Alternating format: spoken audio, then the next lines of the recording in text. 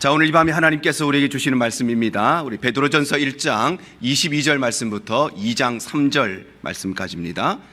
너희가 진리를 순종함으로 너희 영혼을 깨끗하게 하여 거짓이 없이 형제를 사랑하게 이르렀으니 마음으로 뜨겁게 서로 사랑하라. 너희가 거듭난 것은 썩어질 씨로 된 것이 아니요 썩지 아니할 씨로 된 것이니 살아있고 항상 있는 하나님의 말씀으로 되었느니라.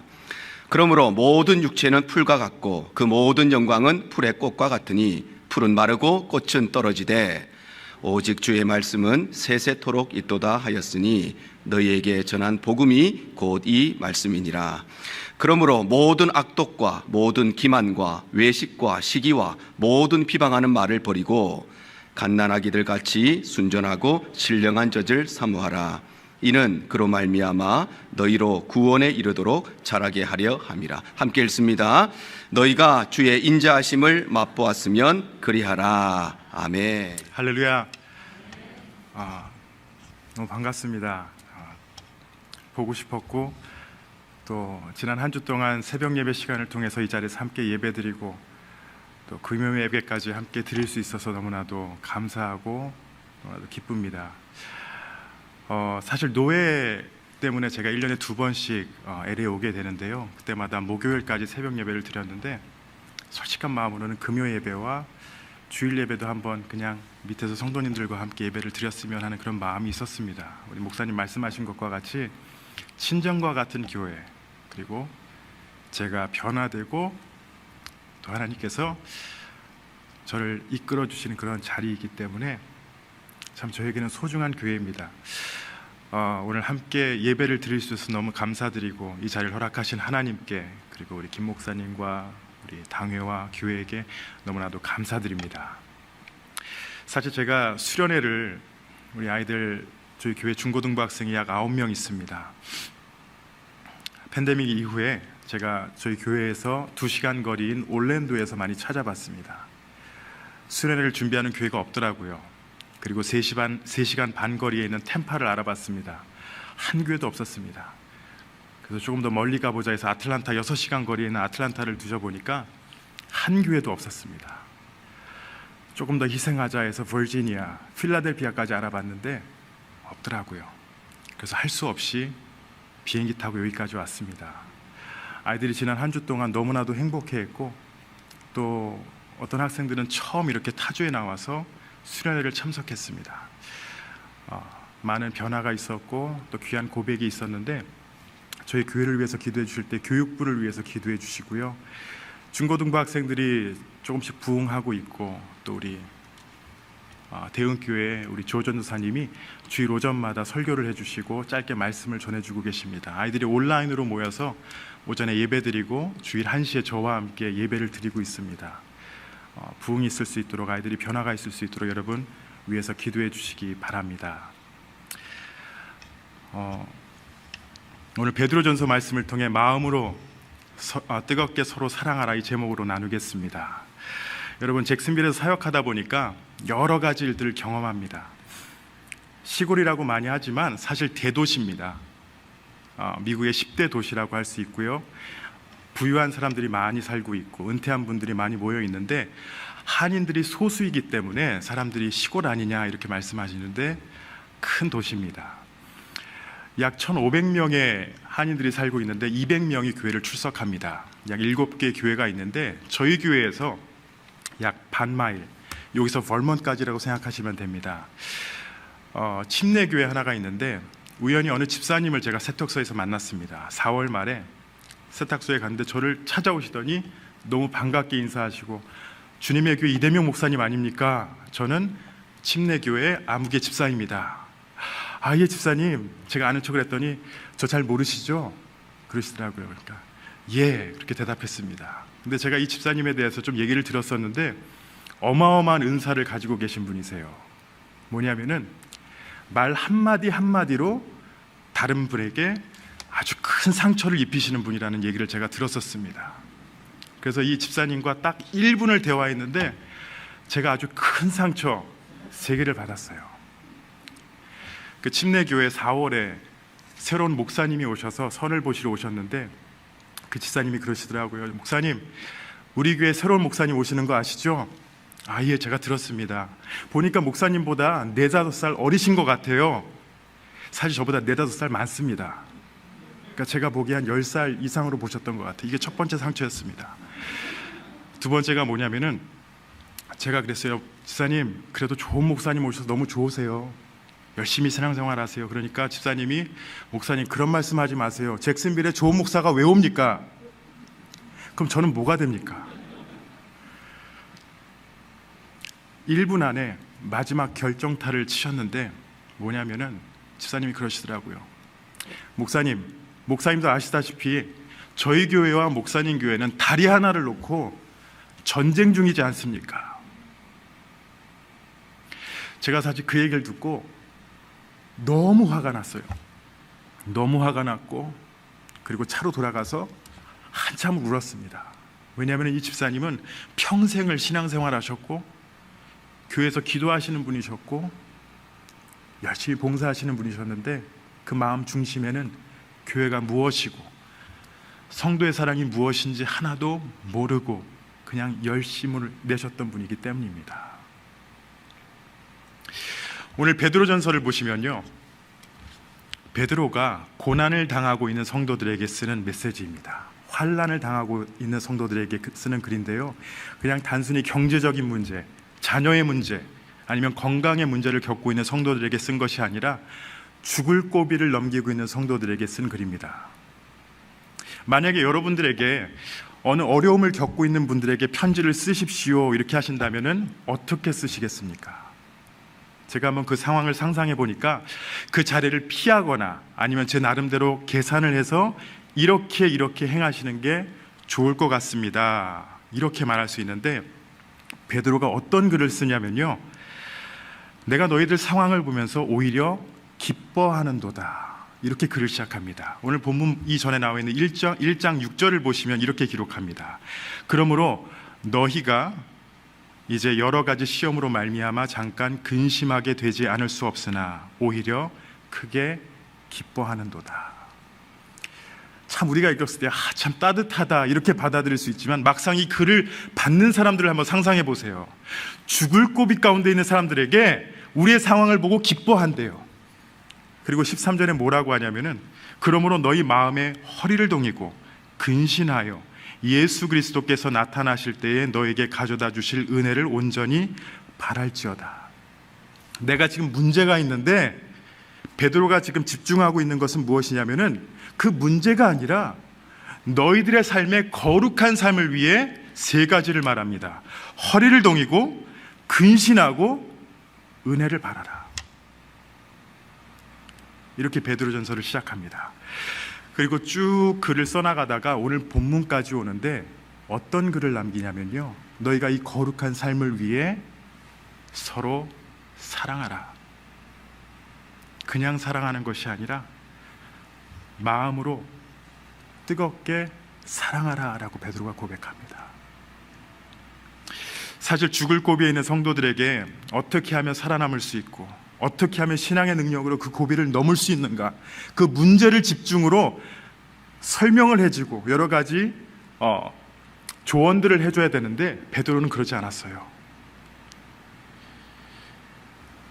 현실적인 글들을 남긴 것이 아니라 사실 소아시아에 있었던 성도들에게 더 마음 아픈 그런 글들을 남길 수 있을 것입니다. 좀 내 편이 되어줘서 내 입장에서 좀 이 상황을 바라보고 그냥 화끈한 답을 좀 줬으면 하는데, 베드로는 그러지 않았어요. 거룩한 삶을 위해 형제를 사랑하라. 마음으로 뜨겁게 서로 사랑하라. 이 글을 남깁니다. 이 길이 바로 우리가 환난을 극복하는 글이기에 베드로는 이 글을 전합니다. 여러분, 오늘 이 본문 말씀을 중심으로 어떻게 마음으로 뜨겁게 서로 사랑하며 환난을 극복해야 하는지를 우리가 같이 나누고 은혜 받는 시간 되시기 바랍니다. 첫 번째로 우리가 어떻게 형제를 사랑할 수 있는가, 베드로가 이걸 설명합니다. 22절을 한번 다시 보십니다. 너희가 진리를 순종함으로 너희 영혼을 깨끗하게 하여 거짓이 없이 형제를 사랑하기에 이르렀으니 마음으로 뜨겁게 서로 사랑하라. 결론은 마음으로 뜨겁게 서로 사랑하라 이렇게 결론을 내리지만 베드로가 세 가지를 얘기해요.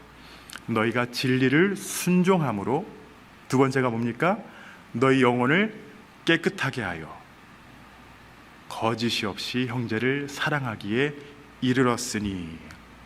제가 간단하게 이 세 가지를 설명드리면요, 첫 번째는 복음을 믿고 순종하라는 것이에요. 진리를 순종함, 하나님 말씀 앞에 순종한다. 두 번째가 뭐예요? 너희 영혼을 깨끗이 하여, 예수 그리스도의 의로 말미암아 우리가 깨끗이 되었다라는 것을 믿고 순종하는 겁니다. 그리고 마지막 세 번째가 뭡니까? 너희가 진리를 순종함으로 너희 영혼을 깨끗하게 하여 말한 다음에 거짓이 없이 형제를 사랑하기에 이른다라는 거예요. 이 순서가 있어요. 이 세 가지를 다 기억하기 힘들 수 있지만 한 가지만 기억하세요. 첫 번째입니다. 하나님 말씀을 믿고 순종하는 것, 이것에만 한번 집중해 보시기 바랍니다. 우리가 누군가를 하나님의 사랑으로 사랑한다는 것, 이것은요, 내 생각과 감정으로 사랑하는 것이 아니라 하나님 말씀이 이렇게 선포하기에 내가 그 사람을 사랑한다는 거예요. 이건 말이 쉽지 너무 어려운 겁니다. 너무 어려워요. 왜냐하면 우리가 하나님의 진리의 말씀이 우리를 깨끗하게 하였고 거짓 없는 사랑으로 우리를 인도하기 때문에 오직 말씀 안에서만 사랑하라라는 것이에요. 그런데 우리가 누군가를 대할 때에 앞서는 게 뭡니까? 내 생각에 저 사람은, 내가 봤을 때, 내가 겪어보니까 저 사람은 저런 것 같아. 만약에 여러분들이 그 생각으로 저를 대했다면요, 저는 제가 여기서 일부 반주할 때 벌써 쫓겨났어야 됩니다. 왠지 아시죠? 이 대형교회 역사상 성가대 반주자가 늦잠을 자서 주일날 안 나오는 경우가 바로 저였어요. 근데 여러분들이 섬겨주시고 사랑해 주셨기 때문에 제가 주 안에서 그 사랑을 받고 이렇게 된 겁니다. 하나님의 사랑으로 누군가를 사랑한다라는 것은 여러분 감정이 앞서면 안 됩니다. 여러분 경험이 앞서면 안 됩니다. 진리로 순종하는 가운데에 나에게 허락된 그 대상을 사랑해야 되는 줄로 믿습니다. 너희가 진리를 순종함으로 너희 영혼을 깨끗하게 하여 거짓이 없이 형제를 사랑하기에 이르렀으니 마음으로 뜨겁게 서로 사랑하라. 하나님의 말씀이라면요, 여러분의 감정이 반대하더라도 사랑하세요. 하나님, 모르겠습니다. 주님이 사랑하라고 하셨으니까 고개 숙이겠습니다. 그 말씀 앞에 순종하며 하나님께 영광 돌리고 하나님의 역사를 이루시는 우리 모든 성도님들이 되시기 바랍니다. 두 번째로 23절부터 보시면요, 베드로는 이사야 40장 말씀을 적용합니다. 오늘 본문을 읽다 보면은 22절과 23절이 뭔가 좀 연결이 안 되는 것 같아요. 22절에서는 마음으로 뜨겁게 서로 사랑하라 이렇게 결론을 내리다가 갑자기 23절서부터는 거듭남, 씨, 풀, 꽃 이런 내용이 나옵니다. 좀 이해가 안 돼요. 그런데 23절부터 25절은 22절을 보충하는 내용이다라고 보시면 됩니다. 얼마나 하나님의 말씀, 우리가 순종해야 할 하나님의 말씀이 영원하고 정확하고 변함이 없는지를 베드로가 구약 성경을 인용해서 그들에게 다시 한번 선포하고 있는 것입니다. 여러분, 말씀 안에서 거듭나지 않았다면은 우리는 우리의 유익을 위해서 사랑했을 것입니다. 겉으로는 다 똑같이 보여요. 저 사람 정말 사랑이 넘쳐. 그런데 하나님 안에서 거듭난 삶이 아니라면은 나의 유익을 위해, 비즈니스를 위해 내가 저 사람한테 잘해주면 얻을 수 있는 게 있기 때문에 그것은 하나님만 아시잖아요. 그러나 저와 여러분들은, 우리 성도님들은 다르다라는 거예요. 세상과 다른 사랑을 나누고 있습니다. 그것이 바로 아가페예요. 내 유익이 아니라, 거짓된 사랑이 아니라, 사람들에게 보여주는 사랑이 아니라 영원한 하나님 말씀 안에서 순종하며 예수 그리스도의 마음으로 우리가 사랑하게 된다라는 것을 23절에서 25절까지 베드로가 선포하고 있습니다. 마지막으로 베드로가 우리가 사랑하는 그 대상이 누구인가, 이걸 2장 1절에서 3절까지 우리에게 말하고 있습니다. 여러분, 베드로가 소아시아에 있는 성도들에게 이 글을 썼을 때에, 그래, 예수를 안 믿는 사람들을 그렇게 사랑해라, 이렇게 우리가 생각할 수 있지만 1차적으로는 교회 안의 성도들끼리 어떻게 사랑해야 하는가를 알려주고 있는 겁니다. 사실 우리가 초대교회 하면 와, 대단하지, 초대교회, 우린 초대교회 같아야 돼. 그런데 문제가 없었다면요, 이러한 글들도 없었을 거예요. 교회 안에서 아마도 난리가 났을 것입니다. 그래서 베드로, 그리고 우리가 잘 아는 바울 서신을 보시면은 성도들이 어떻게 해야 하는지, 어떻게 말씀에 순종해야 하는지, 또 오늘 본문 말씀에는 어떻게 사랑해야 하고 누구를 사랑해야 하는지를 설명해 주고 있는 것입니다. 여러분, 1절에서 3절 말씀을 보시면은 어떻게 사랑을 나눠야 하는가 아주 자세하게 가르쳐 주고 있는데, 다시 한번 같이 읽겠습니다. 1절부터 3절입니다. 그러므로 모든 악독과 모든 기만과 외식과 시기와 모든 비방하는 말을 버리고 갓난 아기들 같이 순전하고 신령한 젖을 사모하라. 이는 그로 말미암아 너희로 구원에 이르도록 자라게 하려 함이라. 너희가 주의 인자하심을 맛보았으면. 아멘. 이 글만 봐도 우리가 어떻게 사랑해야 하는지 알려주고 있습니다.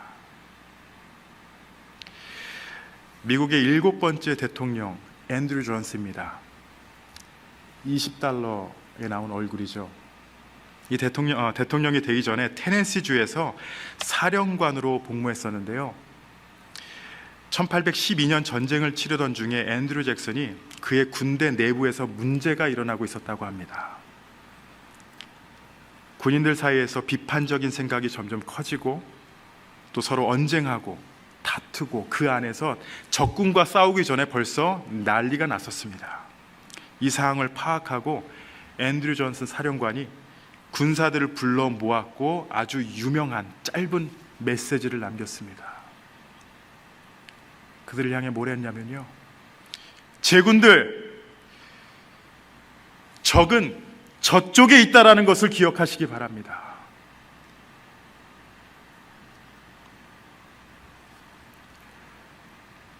우리가 싸워야 될 대상은 여기가 아니라 저쪽이라는 것을 기억하시기 바랍니다. 이러한 선포를 한 후에 다시 한번 군인들을 모으고 하나 되게 하고 훌륭한 전쟁을 치렀습니다. 악한 영이요, 하나님의 백성인 저와 여러분, 그리고 교회를 무너뜨리려고 할 때 사용하는 것이 무엇이냐면 바로 거룩함을 더럽히는 것입니다. 하나님은 여러분 개인이 겪고 있는 문제와 가정이 겪고 있는 문제, 교회 안에서 일어나는 문제, 그것보다 더 중요하게 여기는 게 무엇이냐면 여러분의 거룩함이에요. 여러분 한 분이 하나님 앞에 거룩하게 서는 것이 너무나도 중요합니다. 왜냐? 그 거룩함으로 말미암아 예수의 마음으로 그 사랑을 나타낼 수 있고, 그 사랑으로 말미암아 나의 변함으로 말미암아 누군가를 변화시킬 수 있고 하나님의 사랑을 전할 수 있기 때문입니다. 제가 그 증인입니다. 여러분들을 통하여 변화되어서 머리를 여기까지 길러서 묶고 다녔던 그 음악하던 사람이 하나님 말씀 앞에 순종하고, 아침에 알람을 못 듣던 사람이 새벽 예배를 사모하게 되고, 성도들과 함께 하나님의 말씀을 붙잡고 사역을 하고 있습니다. 그런데 이것은 목사에게만 주어진 사명이 아니라 사랑은요, 모든 성도들에게 주어진 사명입니다. 감정으로 사랑하지 마시고요, 내 생각대로 적군을 만들지 마세요. 제가 처음에 말씀드렸던 그 침례교회 목사님, 침례교회 집사님, 교회를 적으로 생각해요. 여러분 혹시라도 대형교회 아닌 다른 교회를 적으로 생각하신다면 접으세요. 그리고 교회 안에서 내 생각과 다르다고 누군가를 적으로 생각하신다면요, 저는 이렇게 말씀드리고 싶습니다. 제군들이요, 적은 밖에 있습니다. 하나님은 우리에게 사랑의 대상을 주셨습니다. 비록 내가 원하지 않는 사람이라도 하나님은요, 내가 그 사람 앞에 무릎을 꿇고 예수님과 같이 발을 씻겨주길 원하십니다. 내가 그렇게 변할 때 하나님은 일하세요. 마음으로 뜨겁게 서로 사랑하라. 여러분, 어떠한 한 발자국을 내디셔야 합니까? 첫 번째로 말씀 앞에 순종하시기 바랍니다. 하나님의 말씀이 나를 어떻게 인도하는가, 나를 어떠한 거룩한 삶으로 인도하는가, 그것을 붙잡고 분명 내가 누구를 사랑해야 하는지 하나님께서는 분명히 보여주십니다. 예수의 마음으로 그들을 품고 사랑하고 적이 아닌 사랑의 대상으로 여기며 여러분 희생하세요. 바보가 되어주세요. 모자른 사람이 되어주세요. 그럴 때 하나님께서 역사하십니다. 내가 할 수 있다, 모세가 할 수 있었던 것은 한 사람 죽이는 거였어요. 그런데 다 내려놓으니까 이스라엘 백성을 출애굽시킵니다. 하나님이 하시기 때문입니다.